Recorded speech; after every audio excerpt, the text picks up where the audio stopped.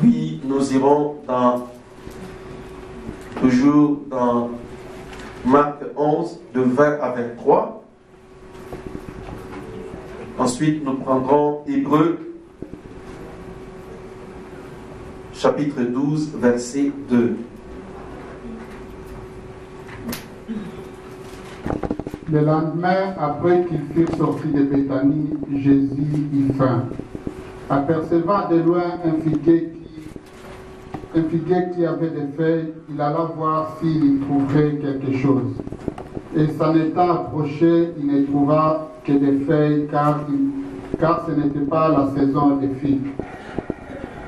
Prenant alors la parole, il lui dit que jamais personne ne mange de ton fruit, et ses disciples l'entendirent. Le matin, en passant, les disciples virent les figuiers séchés jusqu'aux racines.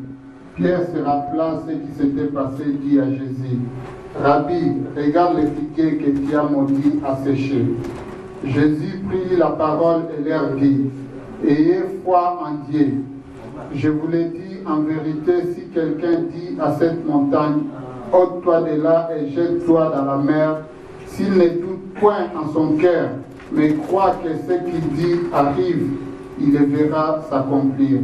C'est pourquoi je vous dis, tout ce que vous demanderez en priant, croyez que vous l'avez reçu et vous le verrez s'accomplir. » Ayant le regard sur Jésus, le chef et le consommateur de la foi, qui, en vue de la joie qui lui était réservée, a souffert la croix, méprisé l'ignominie et s'est assis à la droite du trône de Dieu. Amen. Amen. Oui, Frère Stein, tu peux prier pour la parole.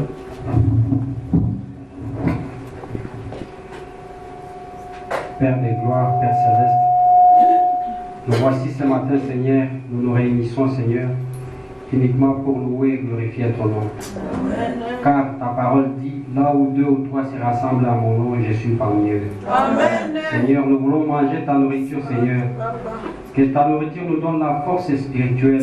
Amen. Que tu nous donnes la force, Seigneur, de pouvoir résister contre toute attaque de l'ennemi. Amen. Bénis ton simple serviteur, Seigneur. Oins-le. Donne-lui la nourriture, Seigneur, qui puisse nous les donner aussi. Amen. Car tu l'utiliseras comme un instrument. Écarte-lui du chemin, Seigneur. Donne-lui tout ce que nous pouvons bénéficier, Seigneur, de toi. Amen. Car sans toi, nous ne pouvons rien.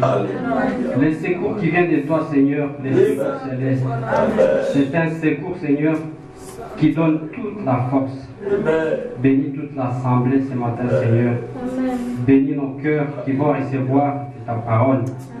Conduis-nous, Seigneur, dans ton simple chemin. Amen. Que nous puissions rester fidèles à toi, Seigneur. Amen. Car tu es le maître. Alléluia. Et le chef de tout, Seigneur. Amen. Nous te bénissons et nous t'acclamons, Seigneur.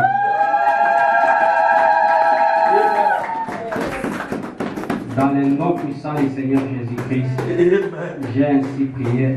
Amen. Amen. Que Dieu bénisse le frère Stein, le frère Christian, et que Dieu vous bénisse tous. Amen. Amen. Veuillez vous asseoir. Je vous salue tous ce matin dans le nom précieux de notre Seigneur Jésus-Christ. Amen. Nous remercions le Seigneur pour cette belle matinée qu'il nous accorde. Amen. Et nous aimerions en profiter pour écouter sa parole. Voilà ce que dit le Seigneur. Ce n'est pas cette semaine, mais l'autre semaine qui succédera, qui viendra après la semaine de la prière et la retraite. Dieu dit qu'il nous visitera, qu'il va vous visiter beaucoup dans les songes, alors ces songes-là, le Seigneur nous dira des choses que nous devons faire. Est-ce que l'Église m'écoute? Amen. Parce que moi je dis tout le temps aux frères et aux sœurs de ne pas négliger les songes que Dieu vous donne. Amen. Dieu m'avait dit qu'il me parlera beaucoup par les songes, par les visions, par les prophéties, tout ça. Vous, quand vous faites des songes, vous le gardez. Je ne sais pas si c'est un trésor ou quoi, vous ne le dites pas. Faites ce que Dieu vous demande de faire. Amen. Quand vous avez un songe, appelle-moi, dis-le-moi. Peut-être que pour vous, ça ne signifie rien, mais pour moi, ça va signifier beaucoup. De toute manière, vous n'êtes pas obligé de comprendre tout ce que Dieu vous montre. Parce que Dieu peut vous montrer des choses et il ne voudra pas que vous le saisissiez parce que ça concerne peut-être la vie d'une personne. Ok. Donc, nous entrons dans la prière ce jeudi, mais la semaine qui suivra, faites très attention. Priez le Seigneur parce que parfois le diable vole aussi les songes et les visions que Dieu donne la nuit. Alors si vous avez de quoi noter, vous notez, vous m'appelez le matin ou à n'importe quelle heure. Moi je n'éteins jamais mon téléphone, donc appelez-moi, dites-moi ce que vous avez à me dire de la part du Seigneur et nous ferons ce que le Maître demande. Voilà, que son nom soit béni. Ok. Je vous salue ce matin dans le nom des cieux de notre Seigneur, Jésus-Christ. Nous parlions d'un petit sujet que j'ai intitulé la nourriture de Jésus. Amen. Jésus avait une nourriture. Un jour, comme la Bible le dit, alors qu'il marchait avec ses disciples, Jésus eut faim.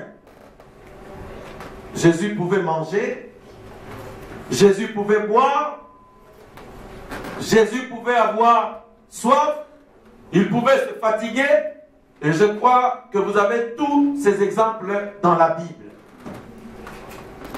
Maintenant, regardez, arrivé devant le figuier, Jésus n'avait pas trouvé de fruits. Alors nous comprenons que Jésus mangeait. Ses disciples qui marchaient avec lui, pendant tout ce temps, parce qu'ils avaient appris que Jésus était un homme, parce qu'ils savaient que notre Dieu était un homme, qu'il pouvait manger, qu'il pouvait boire. Nous avons vu que dans Jean 4, parfois, quand Jésus n'avait pas envie de manger, les disciples venaient, ils insistaient. Dans Jean chapitre 4, ils ont ramené de la nourriture et de la provision au maître. Il dit, mais Jésus, est-ce que tu peux manger? Jésus leur dit, non, je ne mange pas. La Bible dit, ses disciples pensaient que la femme samaritaine peut-être lui avait préparé de la nourriture ou qu'il lui avait donné quelque chose à manger. Et quand Jésus l'a remarqué, Jésus leur dit, moi, j'ai une nourriture à manger que vous ne connaissez pas. Jean chapitre 4, verset 32. Alors nous avons compris que Jésus qui était à la fois homme et qui était Dieu aussi, il mangeait en même temps pour maintenir ce corps physique en vie. Mais Jésus avait également une autre nourriture. C'est ce que la Bible dit. Sa nourriture, c'était de faire la volonté de Dieu. Amen. Quand Jésus priait pour les malades, Jésus était en train de nourrir celui qui était à l'intérieur. Est-ce que l'Église est avec moi? Amen. Jésus avait une autre nourriture à manger en dehors de la nourriture physique. Je crois que nous le comprenons facilement. Parce que dans Jean chapitre 4, verset 32 à 34, il dit à ses disciples, moi j'ai une nourriture à manger, mais une nourriture que vous ne connaissez pas. Alors quand ils ont insisté, il leur dit encore, ma nourriture, c'est faire la volonté du Père.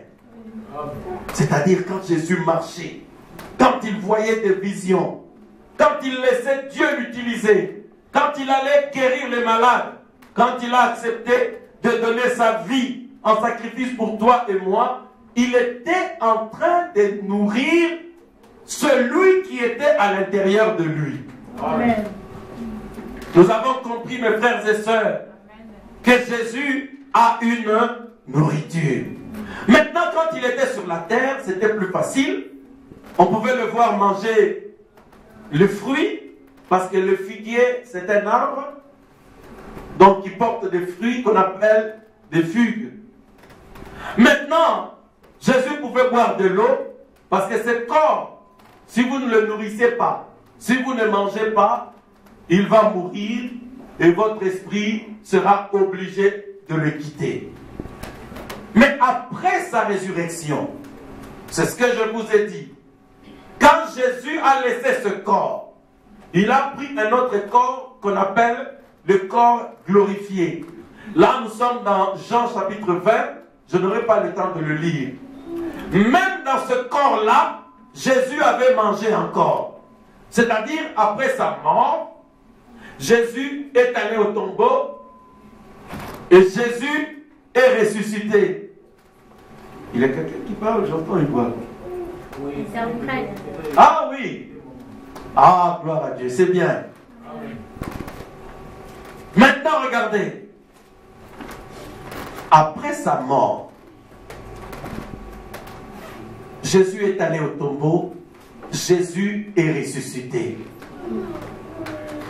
Un jour, Jésus apparaît à ses disciples. Maintenant, les disciples disent non, ça doit être un esprit. Ça doit être son fantôme, parce que Jésus a été enterré. Je crois que vous connaissez l'histoire. Jésus leur dit, écoutez, je vous dis que c'est moi. Regardez mes mains. Ils ont vu que ses mains étaient percées. Ils ont vu que ses côtés étaient meurtris. Jésus leur dit, pour que je vous donne la preuve que c'est moi et que je ne suis pas un esprit, qu'est-ce que vous avez ici à manger? La Bible dit, il y avait là un rayon de miel et du poisson. Jésus prit le rayon de miel, le poisson, et il mangea. J'aimerais que l'Église sache que quand nous serons revêtus de notre corps glorifié, c'est-à-dire quand vous êtes là, vous mangez. Mais si la mort te trouve dès que tu es là, tu auras un autre corps. Ta théophanie, c'est-à-dire le corps dont la Bible parle dans 2 Corinthiens chapitre 5. Si cette tente est détruite, tu entreras dans une tente. Maintenant, cette tente-là, dans cette tente-là, on ne mange pas. C'est un corps dans lequel tu n'as ni faim, ni soif, ni rien du tout. Il n'y a pas d'hier, il n'y a pas d'aujourd'hui, il n'y a pas de fatigue. C'est le corps dans lequel nous attendons là, dans la 6e dimension, ou au 6e ciel, où les gens qui meurent dans la foi, qui meurent avec le Saint-Esprit, Frère Branham dit, le chrétien ne meurt pas. Quand un chrétien meurt, on va le planter. On ne l'enterre pas, on le plante. Parce qu'il ressuscitera un jour. C'est-à-dire, quand il dort, il va se reposer dans un autre corps. Alors dans ce corps-là, on ne mange pas. Mais quand Jésus reviendra, dans 1 Thessaloniciens chapitre 4, verset 16, la Bible dit, les morts en Christ ressusciteront premièrement. Amen. Maintenant, nous qui sommes vivants, c'est ça que la Bible dit. Et ceux qui ressusciteront, nous serons tous changés. C'est-à-dire, ceux qui sont déjà morts en Christ, et nous qui sommes restés vivants, nous serons tous changés. Maintenant, nous allons revêtir un autre corps qu'on appelle le corps glorifié. C'est le corps dans lequel Jésus était quand il était apparu aux disciples. Église, est-ce que vous êtes avec moi? Amen. Parce que Jésus n'est pas resté au tombeau. Il est allé avec eux dans la mort. Il avait certainement sa théophanie. Mais comme Jésus devait ressusciter, parce qu'il est le modèle, le premier-né, Jésus est ressuscité avec un corps glorifié. Maintenant, pour vous donner la preuve que dans ce corps glorifié, on peut manger, la Bible dit, Jésus, le soir où il prenait la Sainte Seine, il leur a dit, je ne prendrai plus du fruit de cette vigne et du pain jusqu'au jour où je vous rencontrerai dans la maison de mon Père. Amen. Et Frère Branham montre par la Bible que là, quand nous irons, la première chose que nous ferons avec Jésus, nous prendrons la Sainte Seine. Amen. Église, vous êtes avec moi? Amen. C'est pourquoi, si vous refusez de prendre la Sainte Seine ici, ça signifie que vous n'irez pas avec nous. Parce que nous, quand nous irons, la première chose que nous ferons, c'est prendre la Sainte Seine. Maintenant, si vous la refusez ici, ça signifie que vous n'irez pas là-bas. Vous devez le noter. Parce que la Sainte Seine, c'est une commémoration, une ordonnance qu'il nous a laissée pour nous dire que je suis mort, je suis ressuscité et je suis vivant. Amen. Maintenant, quand nous nous reverrons, nous mangerons cela avec Jésus. Amen. Maintenant, quand nous mangeons la Sainte Seine, Jésus vient, spirituellement bien sûr, parce que vous le voyez ici dans la colonne de feu, il y a des preuves, il y a la lutte, sa lumière là-bas, pour nous dire que vous êtes en train de faire ce que moi je vous ai demandé. Je confirme que cela est ma parole. Maintenant c'est cela. Nous avançons. Donc, en dehors de ces deux corps, ce corps-ci et le corps glorifié, dans les autres corps, on ne peut pas manger. Quand nous serons à Jérusalem, dans la cité royale, là, on mangera aussi. Parce que nous serons dans nos corps glorifiés. Là, tout le monde aura environ l'âge, l'apparence de quelqu'un qui a 18 ou 23 ans. Donc, on sera tous dans la meilleure des formes que tu avais dans ta jeunesse.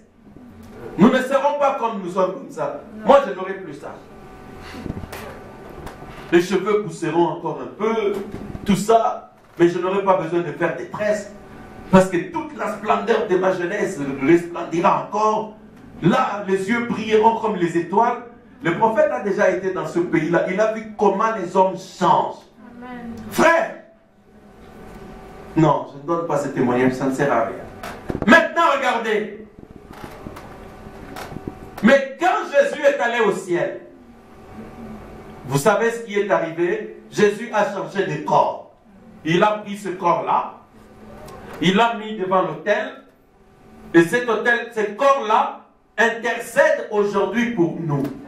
Quand Dieu nous regarde, quand nous faisons des bêtises, quand nous nous égarons de la parole, nous méritons la mort chaque fois que nous commettons un péché ou nous commettons une faute.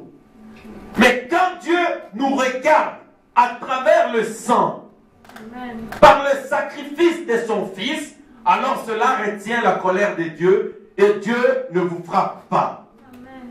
Quand le chrétien que vous êtes, vous retournez à lui par le sang de Jésus-Christ, au moyen de ce sacrifice, alors Dieu peut vous écouter et Dieu peut vous exaucer. Est-ce que l'Église comprend cela? Amen. On avance un tout petit peu encore.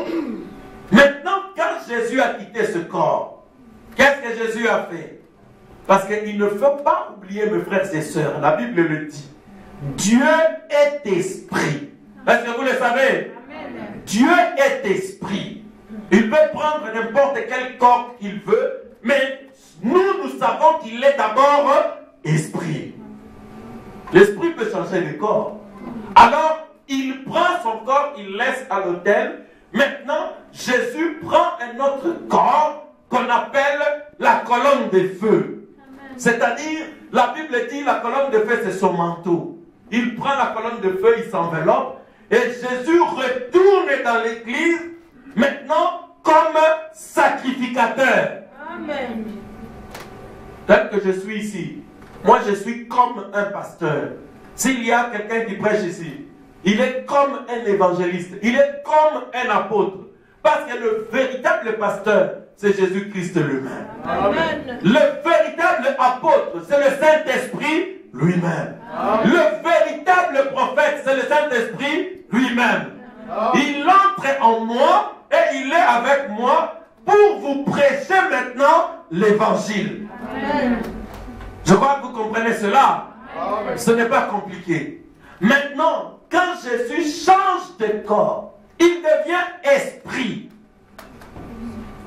Mais nous savons que Jésus a une nourriture. Il mange.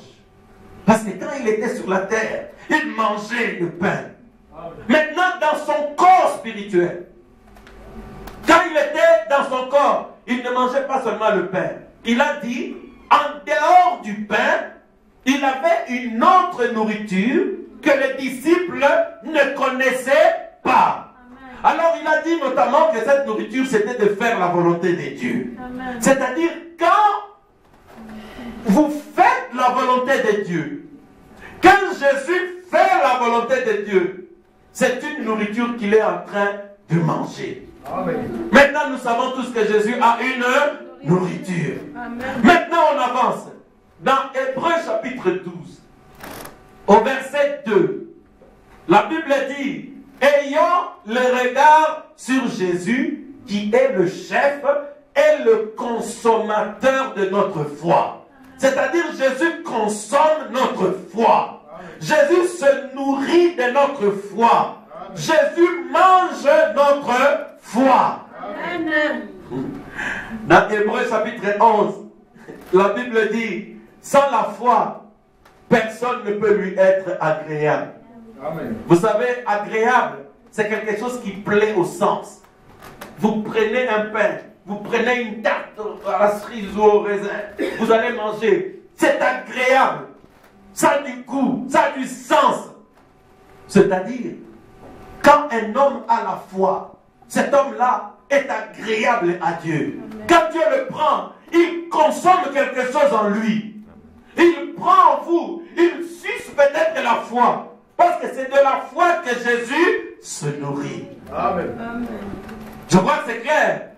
Ok, on avance encore. Il est le chef et le consommateur de notre foi. Maintenant, regardez ce que Frère Branham dit. Frère Branham dit, nous devenons ce que nous mangeons. Quand vous mangez la semoule, quand vous mangez le blé, parce que la semoule, elle est fabriquée à base de blé. Quand vous mangez la viande, tout ce que vous mangez, vous devenez ce que vous mangez. C'est-à-dire les protéines, les vitamines, tout ce que vous retirez dans l'alimentation, dans la nourriture que vous mangez, contribue à fortifier encore votre corps, à façonner encore votre corps. Amen. Et si vous ne mangez pas, vous allez finir par vous affaiblir et peut-être mourir. C'est pourquoi vous, pour être en vie, le prophète dit, vous devez vous alimenter, quelque chose doit mourir pour que vous ayez la vie. Amen. Un poisson doit mourir.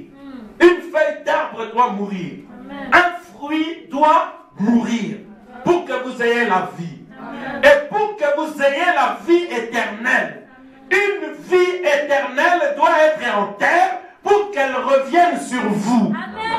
C'est pourquoi Jésus est allé au tombeau, pour que la vie qui était en lui vienne sur toi et que toi tu vives. Donc vous vous nourrissez de cette vie éternelle. Amen. J'avance encore. Regardez mes frères et sœurs. Quand vous cultivez un champ de concombres par exemple, vous prenez de l'eau tous les matins, vous arrosez le sol. Vous mettez de l'eau, vous arrosez le sol. Qu'est-ce qui va arriver? Quand les concombres poussent et deviennent matures, vous allez prendre les concombres. Quand vous allez couper les concombres pour manger, qu'est-ce qu'il y a dans les concombres? Il y a de l'eau. Vous ne connaissez pas les concombres? Il y a beaucoup d'eau dans les concombres. C'est pour ça que ça se mange en été. Parce qu'il y a beaucoup d'eau à l'intérieur.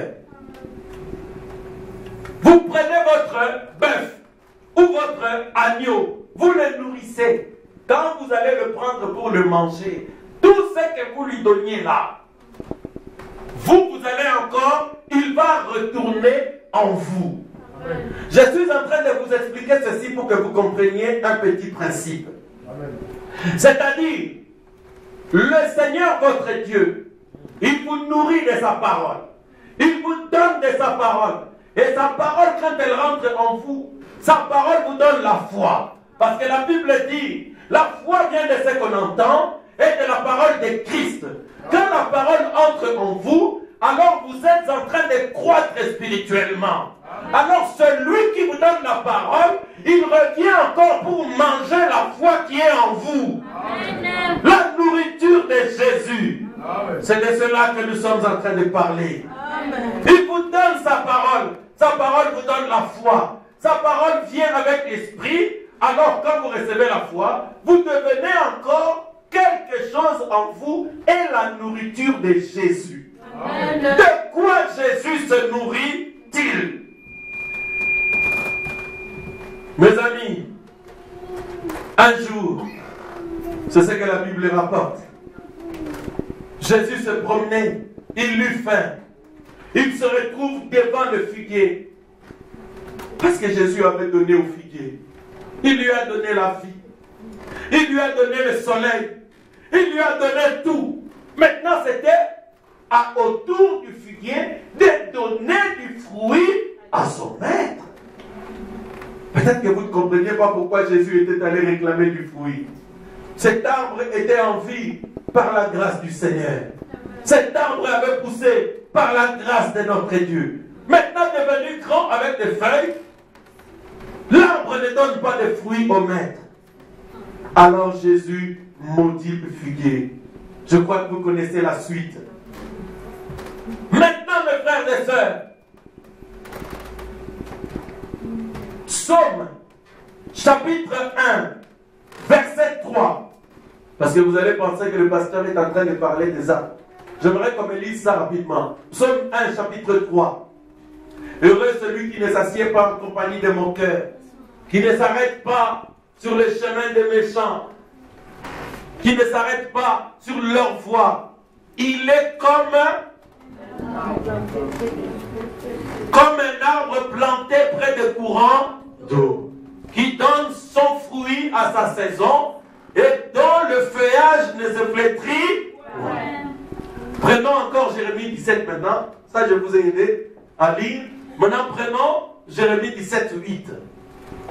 La Bible dit, heureux l'homme qui se confie, maudit quiconque se confie à l'homme. Mais qu'il soit béni celui qui se confie en Dieu. Pourquoi? Parce que, lis maintenant frère, Jérémie 17, 8. Il est comme un arbre planté près des eaux et qui étend ses racines vers les courants. Il n'aperçoit point la chaleur quand elle vient et son feuillage reste vert. Voyez ce qu'il est? La Bible dit, celui qui se confie en Dieu est comme un arbre dont le feuillage reste vert. Il donne du fruit à chaque saison. Amen. Parce que le maître, celui qui vous a donné, celui qui vous alimente, celui qui vous nourrit, il vient un temps où il va réclamer quelque chose de vous. La nourriture de Jésus. J'ai dit ici, pour la plupart d'entre vous qui vivez avec les hommes, en tout cas chacun a sa réaction. En général, quand votre mari a faim, certains quand ils ont faim, ils deviennent colériques, nerveux. D'autres quand ils ont faim, ils deviennent un peu tristes, ils ne parlent pas. D'autres quand ils ont faim, ils deviennent un peu... Bon, chacun a vraiment sa réaction. Mais c'est souvent une réaction qui dérange quand même un tout petit peu. Alors, Jésus est un mari. Jésus est un époux. Jésus, il lui arrive d'avoir faim. Même quand il était dans son corps de chair, Jésus mangeait. Même aujourd'hui, alors qu'il est esprit dans la colonne de feu, Jésus mange encore. Parce que la Bible dit, il est le consommateur de notre foi. Parce qu'aujourd'hui, vous n'avez plus besoin de lui donner du fruit. Jésus ne mangera pas. Même quand vous apportez votre dîme à l'église, ce n'est pas Jésus qui mange la dîme, c'est le pasteur qui la mange. Mais il l'exige parce que c'est ta loi, c'est son commandement. Jésus n'a pas besoin de votre argent. Jésus sait même où on peut trouver l'argent dans le poisson, dans les seins d'un poisson. Si Jésus vous réclame cet argent-là, parce qu'il dit que ce n'est pas à vous, c'est une partie qui revient au sacrificateur pour le travail qu'il fait. Jésus n'aime pas que ses prédicateurs commencent à être soucieux de l'argent. Tu vois un pasteur là-bas qui est soucieux de l'argent, donc il faut vraiment il faut ça. Si tu commences à faire ça, tu commences à te déconcentrer, tu perds l'onction, pour finir, vous commencez à jouer. Et c'est pourquoi Dieu, veillant sur son œuvre, il exige que les autres tribus apportent leurs revenus aux Lévites. Amen. Je crois que vous l'avez compris. Amen. Mais Jésus ne mange pas ça. Parce que les enfants d'Israël, ils commençaient à confondre. Jésus leur a dit, vous allez me sacrifier des taureaux, des histoires. Alors maintenant, la crainte de Dieu avait disparu de leur cœur. Ils savent que quand ils commettent des péchés, ils vont venir avec des taureaux, avec des agneaux, avec des histoires. Alors Dieu s'est fâché. Dieu leur a dit, qui vous a dit que moi je mange le sang des taureaux? Vous pensez que moi je mange le taureau et son sang? Je ne le mange pas.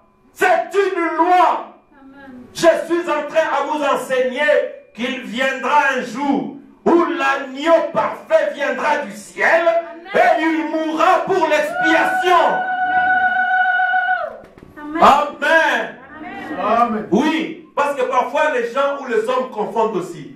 Vous allez voir quelqu'un, oh non, partenaire. Il est le partenaire. Il donne l'argent au pasteur ou il donne à l'église. Et puis tellement il donne, il devient orgueilleux. On ne peut plus lui faire des reproches parce qu'il est partenaire. Il commence à devenir arrogant.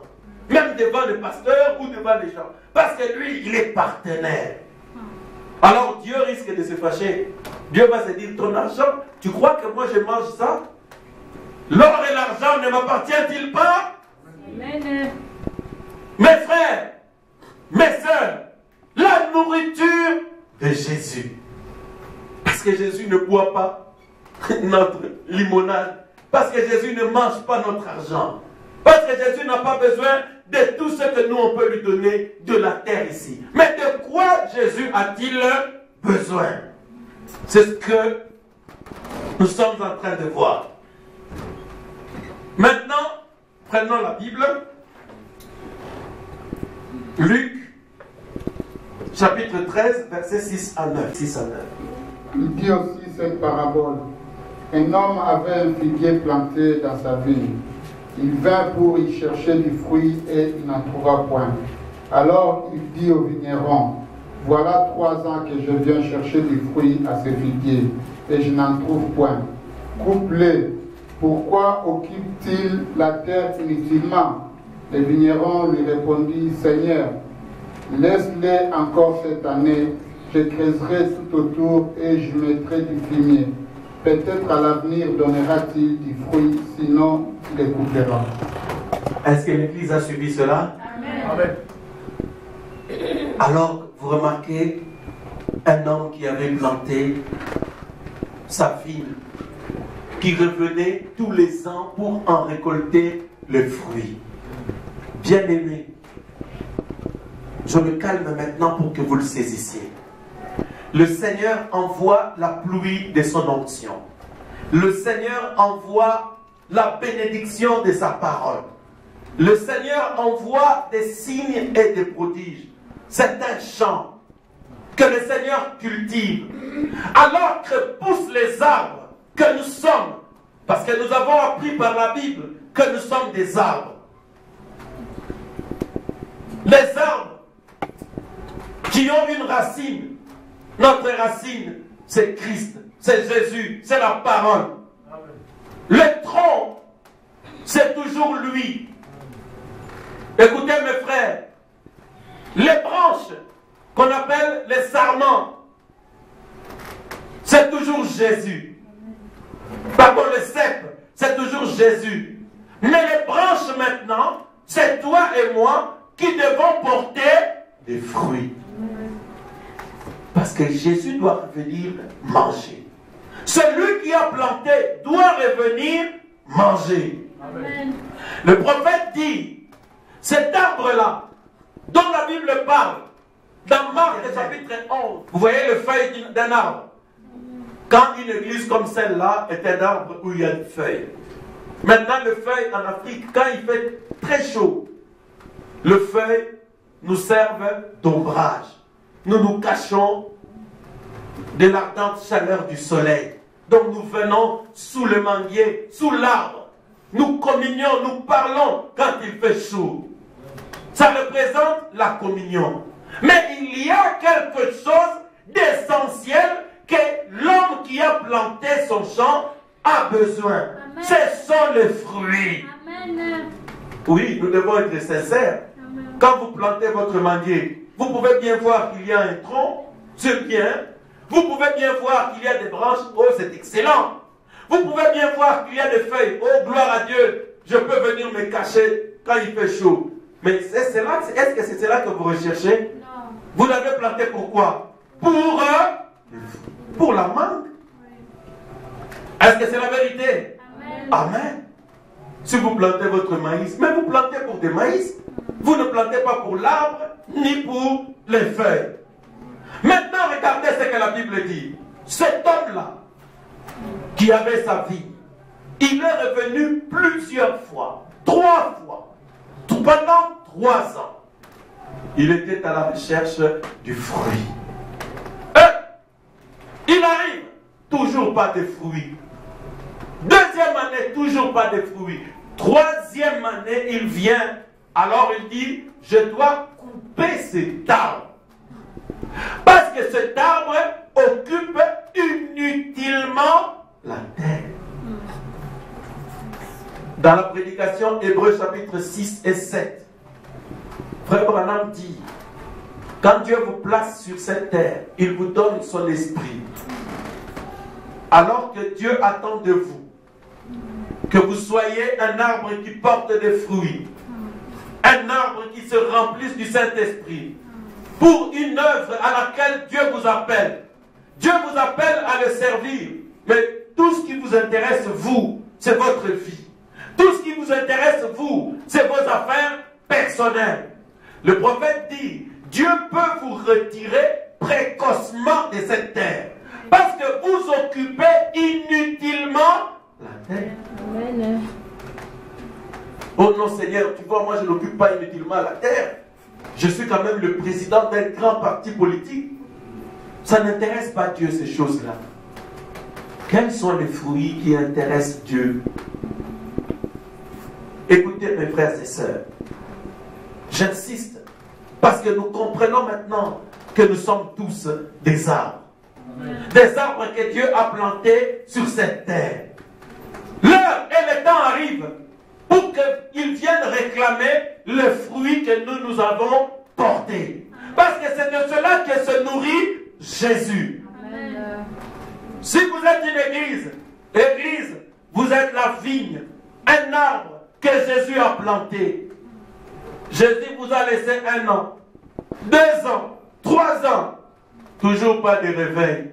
4 ans, toujours pas de réveil. Jésus dit, vous occupez inutilement la terre. Amen. Vous occupez inutilement l'espace de l'Internet. Vous occupez inutilement les locales que vous louez église. Maintenant, vous devez manger ce qui contribue à votre santé physique et spirituelle. Vous allez comprendre pourquoi les chrétiens mangent la parole. Pourquoi les chrétiens mangent l'onction du Saint-Esprit. Pourquoi les chrétiens mangent la révélation. Parce que vous devenez ce que vous mangez. Amen. Quelqu'un qui aime le trouble et le problème, tu vas voir qu'il a de longues oreilles pour écouter le problème. Sœur Antoinette a sali souni. Et Oyoki, Sœur Antoinette a salagini. si ça vous fait tellement plaisir d'apprendre des mauvaises choses sur les gens, ne vous étonnez pas, continuez à entendre les mauvaises choses. Parce qu'il y a en toi quelque chose qui doit se nourrir de cette mauvaise chose. En ce moment-là, vous devez savoir que vous êtes malade. Mais de quoi est-ce que vous vous nourrissez? Vous êtes à la recherche des témoignages, des délivrances, des bénédictions que Dieu accorde. En ce moment-là, il y a en vous l'Esprit de Dieu qui est en train de rechercher les choses qui doivent glorifier Jésus. Parce que c'est de cela que vous devez nourrir. Maintenant, quelqu'un qui est en bonne santé, quelqu'un qui a un corps sain, s'il prend quelque chose qui est pourri, s'il mange quelque chose qui est pourri, cela risque de lui donner la diarrhée. Cela risque de lui donner la gastro-entérite. Oh, je peux voir quelqu'un, oui. Le Seigneur avait montré quelque chose. Je ne l'avais pas dit à la personne parce que je cherchais justement l'interprétation. J'ai compris maintenant. Le Seigneur avait montré à quelqu'un, une sœur parmi nous ici. Alors, une autre personne venait lui donner de la nourriture pourrie. Alors, chaque fois que j'ai un songe ou un rêve qu'on m'amène, je mets ça là-bas, de côté comme ça, j'examine. Pendant que je prêche, j'ai compris maintenant. Quelqu'un vous amène de la nourriture pourrie. Ne pense pas que c'est la semoule. Hein? Si votre frère vous apporte la semoule, mange. C'est pas grave, vous ne mourrez pas. Priez pour ça, mange, c'est bien. S'il vous apporte des poissons, mangez, le poulet, mangez. Mais la nourriture pourrie qui va vous donner la gastro-entérite, c'est des mauvaises choses qui vont constiper votre foi. Amen. Ça va donner la constipation à votre vie spirituelle. Ça va amener des problèmes dans votre vie spirituelle. Parce que c'est de la nourriture pourrie. Église, Jésus avait une nourriture à manger que personne ne connaissait. Cette nourriture, Jésus a révélé une partie aux apôtres dans Jean 4, 32 à 34. Comme je vous l'ai dit, c'est faire la volonté du Seigneur. Amen. Mais le Seigneur nous a laissé aller un peu plus loin pour voir que Jésus recherche du fruit. Mais c'est quoi le fruit, mon frère, ma soeur? La Bible dit dans Galates 5, 22, or, le fruit de l'esprit, c'est l'amour, c'est la paix, c'est la joie, c'est la fidélité, c'est la longanimité, c'est la patience, c'est la bonté, etc., etc. Amen. Parce que le fruit de la chair, vous le connaissez, l'animosité, la méchanceté, les disputes, les concurrences, les jalousies, les envies, les haines. Ça, ce sont les fruits de la chair. Jésus ne les mange pas. Nous non plus, nous ne devons pas les manger. Parce que nous sommes des éclons, nous sommes des colombes. Si nous mangeons les choses pourries, elles feront très mal à notre organisme. Amen. Moi, je crois que c'est la vérité. Amen. Église, nous sommes une église que Dieu utilise pour délivrer les autres. Gardons nos oreilles pures. Amen. Gardons nos cœurs purs.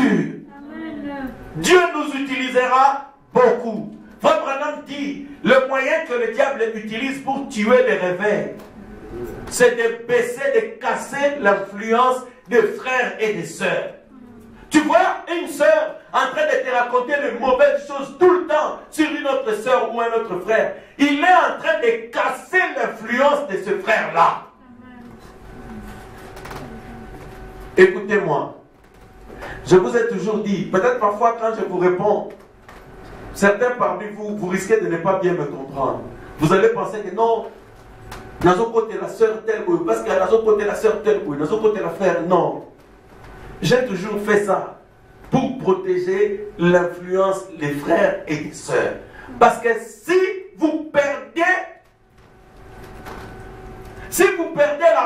dans un frère ou dans une sœur, Dieu ne pourra plus vous aider par cette sœur-là. Si vous n'aimez pas une personne, même si Dieu veut l'utiliser pour vous, alors cela ne vous fera plus de bien. Parce que vous avez perdu la foi en lui. Alors pour ne pas perdre la foi en lui, vaut mieux de ne pas savoir toutes choses mauvaises. Ça va vous faire quoi les choses mauvaises? Les choses mauvaises, Frère Branham dit dans la prédication un super sens. Les choses mauvaises tuent votre expérience. Vous avez eu des expériences avec Dieu. Chaque fois que vous entendez les mauvaises choses, vous allez voir, ça vous enlève la force de la prière. Vous allez voir, ça commence à vous enlever l'onction. Ça commence à vous enlever la force de venir à l'église. Ça commence à vous enlever même l'envie de prier.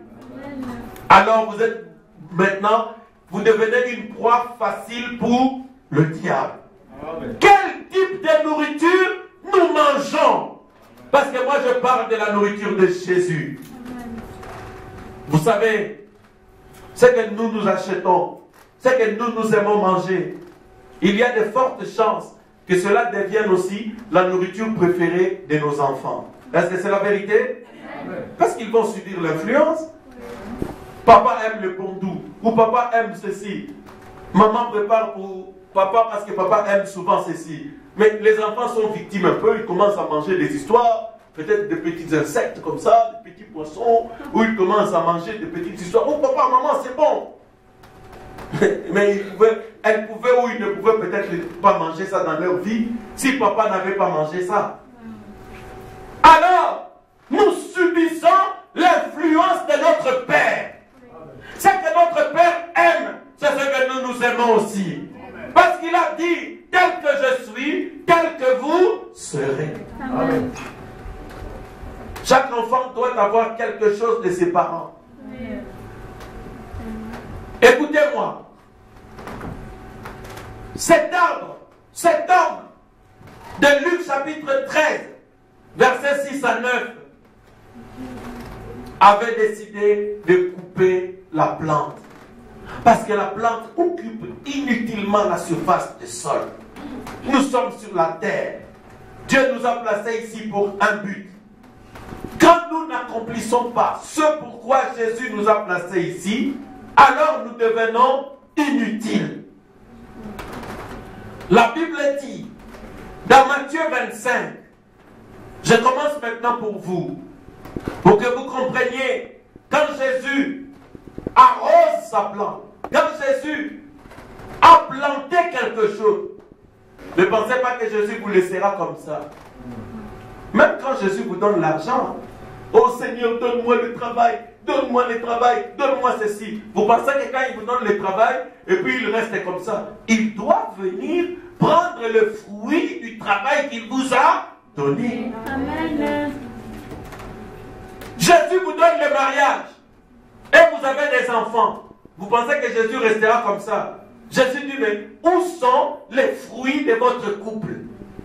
Je veux qu'ils soient à moi pour qu'ils me servent. Amen.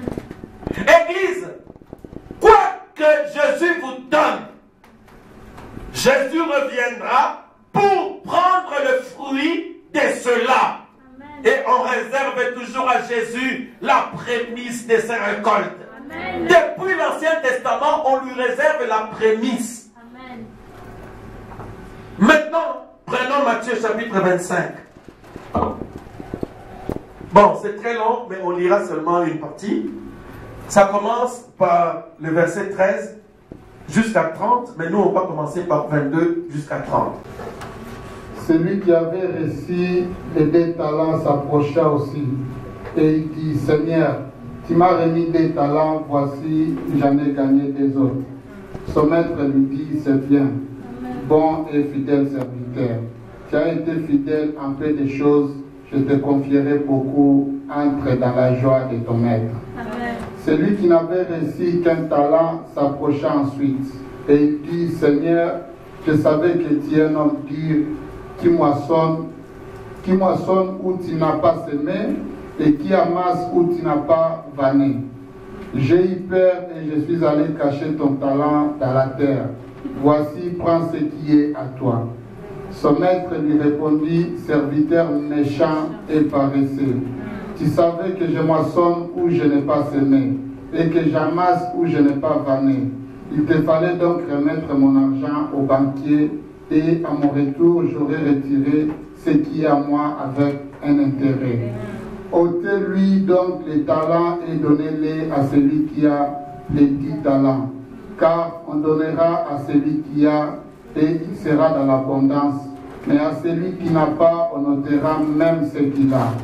Et les serviteurs inutiles, jetez-les dans les ténèbres du dehors, où il y aura des pleurs et des grincements des dents. Amen. Église, la parabole des talents. Je crois que c'est clair cette parabole. Amen. Jésus avait rendu 5 talents à un, 2 talents à un deuxième, 1 talent à un troisième. Ils avaient eu des talents. Peut-être que c'était les talents de chanter. Frère Branham dit que ce sont les dons spirituels, ou les grâces et les bénédictions de Dieu. C'était peut-être un don spirituel, des visions, des prophéties, de parler en langue. C'était peut-être un don d'être un prédicateur, de prêcher. C'était peut-être un don de pouvoir devenir riche. Parce que la Bible dit, c'est la bénédiction de l'Éternel qui enrichit. Amen. C'était peut-être un don que Jésus vous donne. Quand Jésus vous donne votre don, et commis don yayo, et commis et l'okonayo, grosso modo. Maintenant tu fais le grosso modo.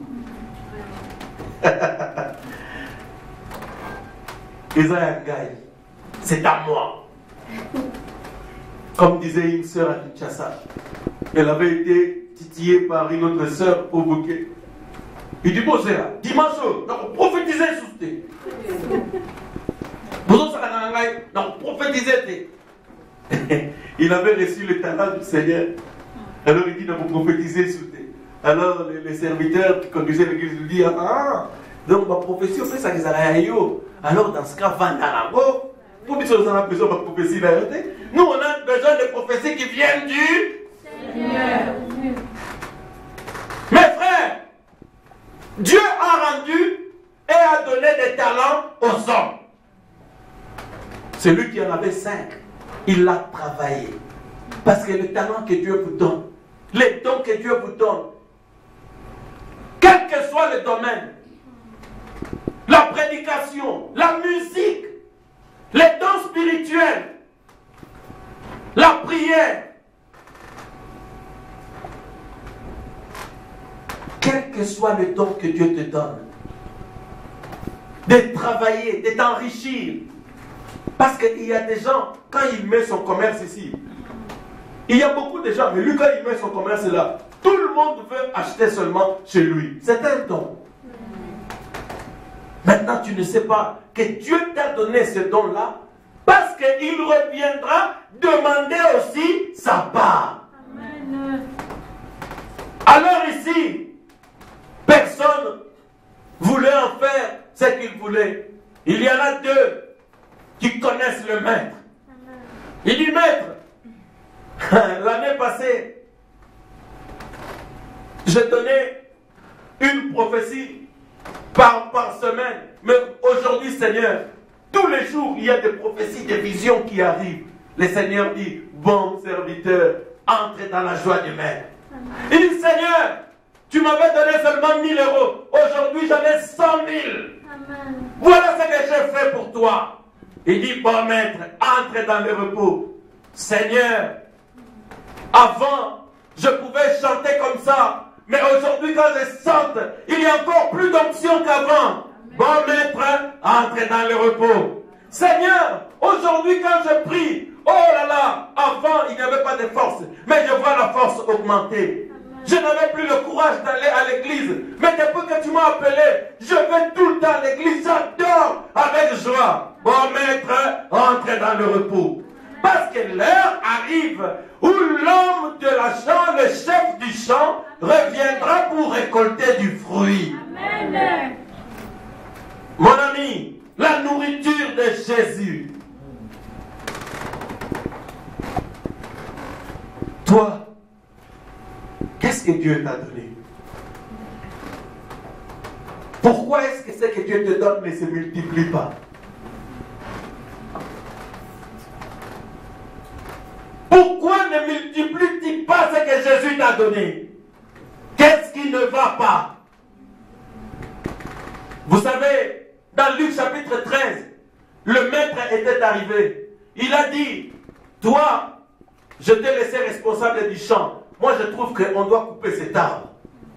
Dieu vient, il parle au responsable du champ, au pasteur du champ. Vous voyez comment parfois les pasteurs ont des compassions pour leurs plantes. Il dit non, Seigneur, s'il te plaît, Seigneur, accorde-lui encore une année. Je veux mettre le fumier autour de cet arbre-là. C'est un arbre têtu. Il n'écoute pas. On insiste. Il n'entend toujours pas. Seigneur, pardon, je vais mettre un peu de fumier. Parce que j'ai essayé les techniques d'arrosage. Ça ne marche pas. Maintenant, donne-lui encore un peu de temps. S'il continue à ne pas porter de fruits, alors maintenant, Seigneur, tu pourras le couper et le jeter où tu veux. Église, Dieu est patient. Mais la patience d'un mari a des limites.